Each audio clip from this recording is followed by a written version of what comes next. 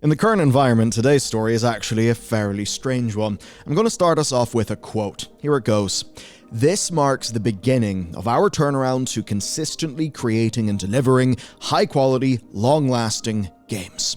That quote is from Yves Guillemot, the CEO of Ubisoft, and this is Ubisoft admitting what we all already knew in our hearts: that if you simply just made good games, people would in fact buy them. We can see what he said as essentially an admission that they've not been doing that, and their latest earnings report suggests that things are actually changing. But of course, it wouldn't be Ubisoft if they didn't do something silly.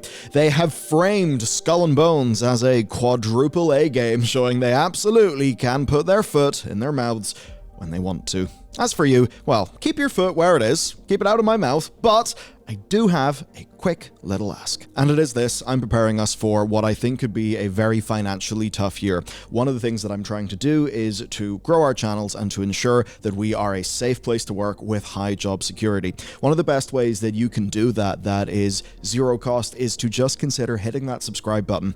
It sends the algorithm a happy signal, right? So the more that happens, the more the algorithm is willing to experiment with our content and actually showing it to other people. That grows the show. When the show grows, that means more job safety and such for us, but it also means a greater ability to make it better, and that is my ambition. So I would appreciate it a lot, and with that said, let's talk a little bit about Ubisoft. So yes, the core idea that if it turns out you actually just make video games that are pretty good, people will buy them. It's a fairly insane statement. It's one that, of course, Sony have been doing pretty well at, but generally speaking, we've seen so many pretty mid games with high asking prices, with a lot of the sell being, trust me bro, the roadmap, and that just hasn't really worked for people. So this is the strategy that Yves Guillemot is talking about. This is in his comments on their most recent financial reporting. "This quarter provided us with positive momentum and marks the beginning of our turnaround to consistently creating and delivering high-quality, long-lasting games. Our performance was driven by the releases of Assassin's Creed Mirage and Avatar: Frontiers of Pandora, by the continued strong trajectory of the Crew Motorfest, as well as robust performance of their back catalogue." So that is fairly good. And looking at Avatar: Frontiers of Pandora and Assassin's Creed Mirage, we do see games that are not 9 out of 10s. Many would argue they're not 8 out of 10s, maybe 7 out of 10s, 7.5 out of 10s. But I would at least argue that while those games probably are not going to be absolute massive top of chart sellers, I think they will sell pretty well, because they're both offering people a slice of something that they want. In the case of Avatar, well, yes, it is sort of Pocahontas Far Cry 3. The thing is, though, actually, that really suits playing a Navi far better than perhaps the Far Cry formula has even fit some of the Far Cry games. And as for Assassin's Creed Mirage, well, it's a slice of historical fanfiction, which is pretty good, doesn't set the world on fire, but it's enough that the people who are interested in it were actually willing to buy it, as evidenced by these numbers. And this is, of course, in the broad context of Ubisoft essentially pulling the brakes hard a few years ago, because they essentially realized, hang on a second, most of what we're doing is a load of wank that people don't actually want,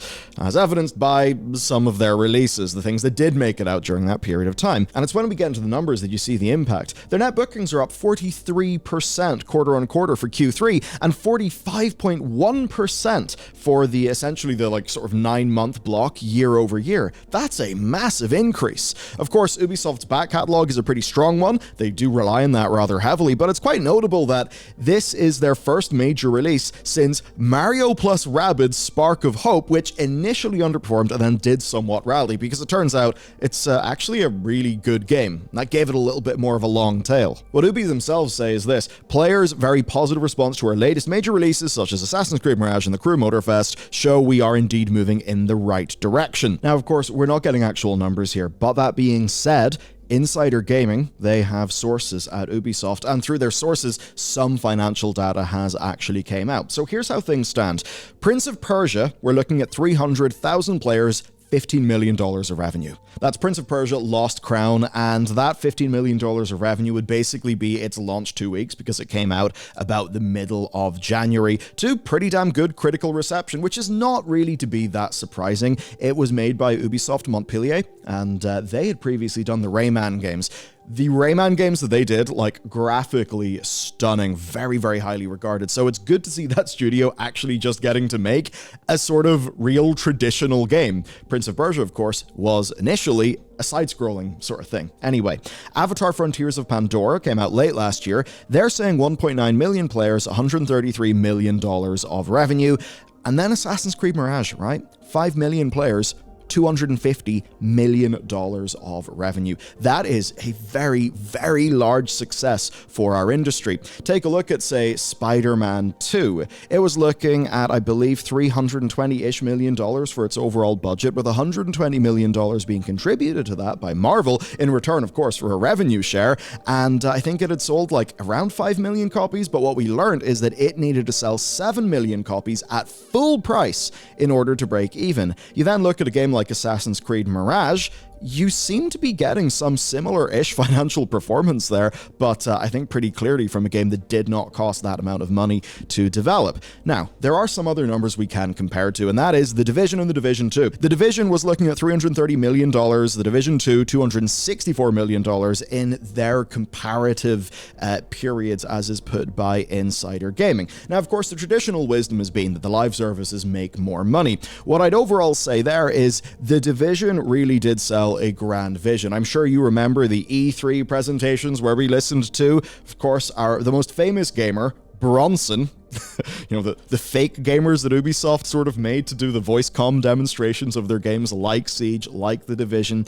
But of course, if you remember what it was like back then, the levels of hype for The Division were utterly off the charts. Similar to a Watch Dogs 1 situation, where even if Watch Dogs 1 then does legitimately get followed up by far better games, well, the thing is, it's that initial vision. That, I think, is a large part of why The Division and The Division 2 actually made the money that they did in those comparative periods. So in a way, yes, we're seeing some of these traditional games are not really having the initial, like, financial performance of a big live service product. That being said, when you look at those numbers for The Division and The Division 2, I think you've got to really think, like, right, are those numbers a fragment of a bygone era? Were those numbers created in a landscape where the broad consumer perception was that live services actually were a pretty cool thing that had potential, where they essentially had the idea of, okay, it's this sort of post-fall, almost little bit of an apocalypse thing, but instead of it being Destiny with fantasy elements, it's going to be The Division. It's going to feel a little bit more grounded, right? But that period of time is just not one that we currently exist in. So in this modern slice of time, this modern context, the idea that Assassin's Creed Mirage gets 5 million players, $250 million in revenue,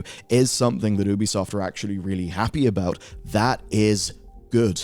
A lot of the thinking in companies like this is essentially of following numbers. These are numbers that essentially show that the sort of game format that a lot of us are interested in is still viable if it's done, correct cost, correct IP, correct level of scale. We then must remember it's not all about revenue, it's also, I think more importantly, about operating profit. And let's just think about the cost of revenue for some of these games. Yes, The Division and The Division 2 brought in a lot of money, both cases more than Assassin's Creed Mirage. However, The Division then had to come with a lot of support from staff that have to be paid, whereas with Assassin's Creed Mirage, it is more fundamentally a one-and-done game. You make your money, you add something to your back catalogue, something that Ubisoft say is very strong for them, and then you get to move on, instead of doing that sort of unprofitable work trying to get a live service to exist where it fundamentally just doesn't really have the legs. And one thing that I found to be notable here is that while, yes, Prince of Persia is the lowest here in terms of players and revenues, and let's think about why, it's a revival of a brand that really has suffered, and it's also a 2D take. It's, yes, more in line with the originals of Prince of Persia, but obviously it's not what a lot of modern Prince of Persia fans actually would have expected or perhaps wanted, and it's also, in comparison to a lot of those numbers, a game that has quite simply not been out for as much time. Ubisoft, though, are still speaking rather bullishly about it. They said the fourth quarter represents an opportunity to continue on the momentum with the launch of Prince of Persia: The Lost Crown, a game that illustrates Ubisoft's capacity to revive iconic brands. And looking at that, I think it's refreshing to just see an acknowledgement that you can make a good game, it'll sell pretty decently, and even if it doesn't land all of the day one sales in the universe, it's still something that you can sort of boast about, be happy about, actually get a PR win. I mean, look at this, 87 top critic average and 95% of critics recommend. When sale periods happen, I think more people will pick up The Lost Crown, and I think it's also a game that will be a vital part of their back catalogue as we move forward into a newer era of gaming. Number one, this is not a game that is on Steam. For a lot of people who own Steam Decks, that just means they're not going to play it. I don't know about you, but at least a side-scroller game like this, even though, yep, people did play it on home entertainment systems, to me, this says Game Boy Advance days. This says PlayStation Portable. Well, the Steam Deck is massive. This is a game that is not on Steam. When this comes to Steam, that will be a very, very large opportunity for revenue. And, indeed, there are rumors swirling that PlayStation are even looking into some sort of portable console. If that is the case, then again, you can see a game like Prince of Persia: The Lost Crown just going on there and doing real good back catalog performance for a long time. Now, there is a little bit of live service stuff to talk about, but before that, they, of course, have the promise of two big single-player games coming out in fiscal year 2025. Those are Star Wars Outlaws and Assassin's Creed Red. And honestly, like, looking at Outlaws, and remember, I'm not a core Star Wars fan. Look, if it's a good game, I'll buy it. If it looks interesting, I'll give it a shot. Outlaws actually looks like a game that I am super interested in playing, and honestly, same goes for Assassin's Creed Red. I mean, even just in terms of the setting of that game, well, it's already been market validated by a certain other game that came out on the PlayStation. But of course, even though a lot of this is looking quite good for those of us who want those traditional single-player games that aren't, you know, all the annoying bollocks that really has just become synonymous with AAA these days, there is still some bollocks to talk about, so let's go through that. Okay. They don't want to have all of their eggs in the basket of good games with reasonable costs that sell well, so there is a little bit with XDefiant. XDefiant, of course, is a game that's trying to go a bit against the grain. It's positioning itself as the Call of Duty competitor for people who don't like skill-based matchmaking, for people who maybe loved Call of Duty Black Ops 2's multiplayer suite. Well, we do have the confirmation that it's scheduled for launch before the 31st of March 2024. That being said, insider gaming sources do suggest that the game has, quote, faced near monthly internal delays because of last-minute decisions to include additional features that break the current build. Certainly a rather painful thing. When I look at that game, I thought, gee, you know, Modern Warfare 3 had a brutal critical reception, even though it does seem to be played by a lot of people. You've got to wonder, could XDefiant have actually went toe-to-toe? Or even if they did have some critical, you know, sort of one-ups over Call of Duty, would the brand power have simply overwhelmed them? As much as I'd like to be hopeful, perhaps the brand power just would have won out.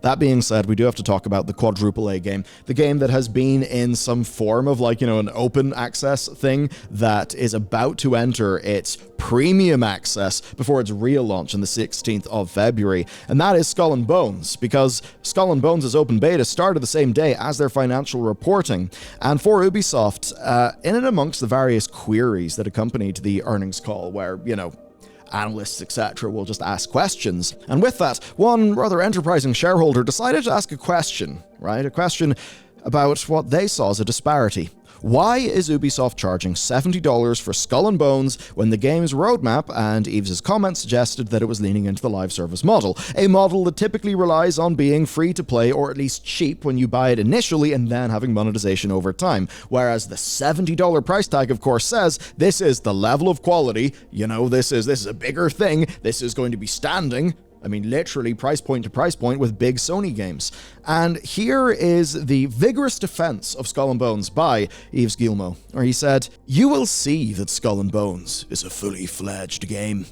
It's a very big game, and we feel people will really see how vast and complete the game is. It's really a full triple, nay, quadruple A game that will deliver in the long run." Now, that's interesting language. It is language similar to what they've used previously. Internally, you see both Beyond Good and Evil 2 and Skull and Bones have been presented as quadruple A games.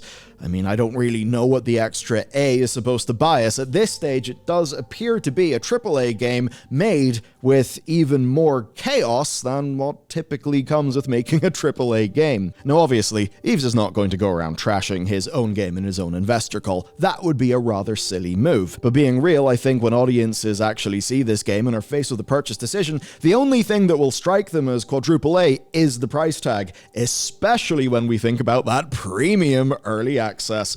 What a lovely thing that's become normal that is.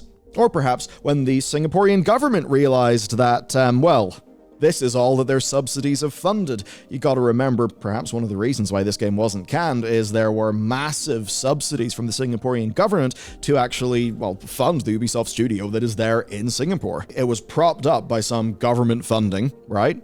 It is also a game that was greenlit, that was intended back in an era where everyone was placing a massive bet for the future. You gotta remember, this was all kicking off in and around the time of Assassin's Creed Black Flag. Black Flag came out in 2013. It had that amazing naval combat, which was something that they had basically learned how to do with Assassin's Creed 3. Now, a game that at that point in time was hype beyond hype is Destiny. This is the era where everyone was trying to do a Destiny, because they very obviously saw the absolutely gargantuan audience interest that there was in that game, that at that time was the new thing from the creators of Halo, free from all the baggage that we know of today. That is what this game is. This game essentially is one of those living fossils. I have no idea how its launch is going to be. I might actually put myself through the experience of playing it because, hey, maybe you guys will get a few laughs out of it. So essentially where we stand is the ending of an era, a world where making a live service game involves throwing so much money at a problem that barely anybody can do it, and with a humongous graveyard. In that context, and looking at some of these sales, such as Assassin's Creed, selling, as Ubisoft themselves say, essentially selling on par with a, air quotes, big Assassin's Creed game.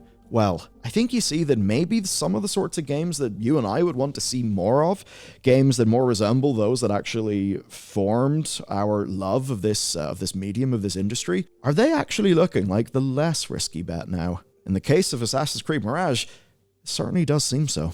That's it for today's video. Let me know what you think. If you would like to support what we do, of course, liking, subscribing really does help, and you can go to bellular.ghost.io. That's where you can directly support our team in a financial manner, and in return for that, you will get Loading Screen, which we publish 5 days a week, early access to our videos, to our research reports, and of course, we can hang out with us in the Members Lounge Discord. Your support truly does make the difference in these honestly pretty rough times, but I'm becoming ever more, I suppose, confident that this kind of direction that we're all building together is a good one. Okay, thank you for everything. Have a brilliant day. I'll see you again tomorrow.